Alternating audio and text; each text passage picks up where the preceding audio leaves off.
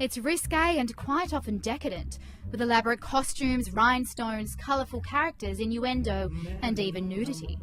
But above all, it's entertainment. Women take courses in it, hens celebrations embrace it, and corporate events sometimes make a night of it. When I started about 2003 and 4, it was very underground and very, it was almost, you didn't know about it unless you went and saw a show, which was nice in a way, but it was hard for burlesque dancers to get mainstream work because it was so underground and naughty, as people would say, you know, something that late night underground clubs and smoky bars, but now it's, you know, it's state theatres and casinos, and I think it's a lot more respected.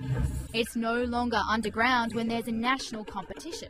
Now in its 4th year, participants in each state vie for the Miss Burlesque Australia title, with a hope to go on and compete on an international stage. So does this mean that burlesque has gone beyond simply being a grander form of stripping? On the one hand, the lavish performances and extravagant costumes separate burlesque from the sleaze of strip clubs. But it's still titillating, and unashamedly so. Most performers agree, there's no doubt that burlesque is joining the mainstream and even commercial world. It's kind of trying to change how people perceive dancers and either burlesque and the art of tease, let's say, and taking it to a place which is classy and obtainable for most people commercially. But what does this mean for the old school burlesque performers? There's talk that this increasing commercialisation could be undermining the classic art of burlesque and deviating too much from its roots. Yeah, I guess there's that battle that they would have as authentic burlesque performers going, well, you're just commercialising something and using our name and you don't even know what it means. And I'm the first one to say I could be guilty of that too, because it's something that I've appreciated and loved and taken what I have from it. Just like seeing pop artists that come past and certain people influence you. But like all art forms, burlesque has evolved over the centuries. It's always played with a female role, initially casting women as men. But as social tastes changed, this comedic aspect of burlesque gave way to tease, and so the female performer became more provocative. Evidently, there is still some hint of tradition remaining. We know that burlesque has gone beyond the taboo now. As well as being an established art form, it's also a vehicle for political expression. Neo-burlesque explores these new ideas about feminism and also challenges traditional notions about the female body. Usually the stripping is about removing layers. It's all metaphorical. So neo-burlesque can involve all sorts of different stories.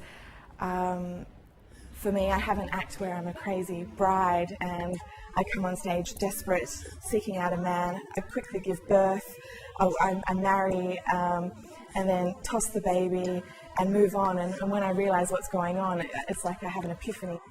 Burlesque has also served as a vehicle to comment on sexism in Australia. In collaboration with the Australian Burlesque calendar, Megan created the event Destroy the Joint in November last year, a burlesque spectacle and commentary in reaction to radio broadcaster Alan Jones's comments that women are destroying the joint. But strangely, the event received a mixed reaction from some parts of the feminist community. And it's a sentiment that's not exactly uncommon towards the industry. Some feminists have been quick to highlight burlesque's suggestive nature, claiming it is yet another damaging portrayal of women as sex objects. And I was quite disturbed when I was receiving mail saying that I should ungroup burlesque from Destroy the Joint, because it was actually buying into the exploitative nature of our mainstream society and perpetuating ideas of the male gaze on women. So it's no surprise that for some burlesque performers in Australia, there's still a battle against the theatrical style's unsavoury reputation. We're still quite new here, and we're starting to, it's starting to get bigger, but it's not on the same level as what it is in Europe. And I think once perceptions change more here, then we'll see a bigger emergence in burlesque. Still, Cherry Kiss says it's inevitable that an art form involving the female body would invite criticism. If you look at art throughout decades and centuries, there's always been controversy surrounding the female nude, and I think there will always be controversy surrounding the female nude. But as time progresses, hopefully, it will become less apparent.